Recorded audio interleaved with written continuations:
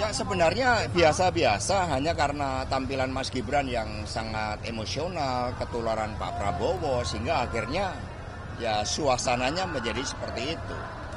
Hasto Kristianto, Sekjen PDIP, mengatakan jika Cawapres nomor urut 2 Gibran Rakabuming Raka saat ini sudah mulai terpengaruh emosional dari Prabowo Subianto. Hasto menilai Gibran semakin jauh dari Presiden Joko Widodo atau Jokowi.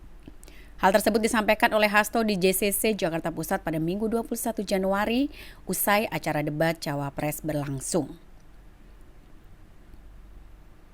Kemudian dilansir dari Kompas TV pada Senin 22 Januari, Hasto pun menceritakan dengan memberikan contoh serangan Gibran kepada Cawapres nomor urut 1 Muhaimin Iskandar atau Caimin. Ia menyebut tidak ada yang salah jika Caimin membaca data ketika ia menjawab pertanyaan. Dan selain itu, menurut Hasto, Gibran juga tidak perlu juga membawa-bawa nama co-captain Timnas Amin Thomas Lembong atau Tom Lembong.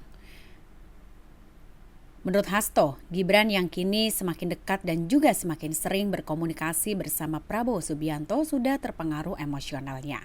Ia menilai Gibran semakin jauh dengan Jokowi. Gibran justru dikatakan sangat emosional saat-saat ini.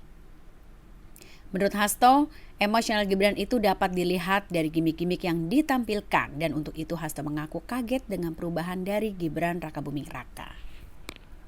Lihat dari dua debat ini 01 dan 03 makin mesra di Mas. Ya sebenarnya memang ada berbagai persoalan terkait dengan intimidasi. Berbagai persoalan untuk mengkerdilkan suara rakyat, padahal rakyat yang berdaulat untuk menentukan pemimpin. Inilah yang kemudian menciptakan hubungan emosional, tetapi kami tetap kokoh bahwa dengan turun ke bawah, dengan berpihak pada wong cilik, dengan menempatkan Pak Ganjar pada program ekonomi, ini akan semakin mendorong hal yang positif buat Pak Ganjar Mahfud.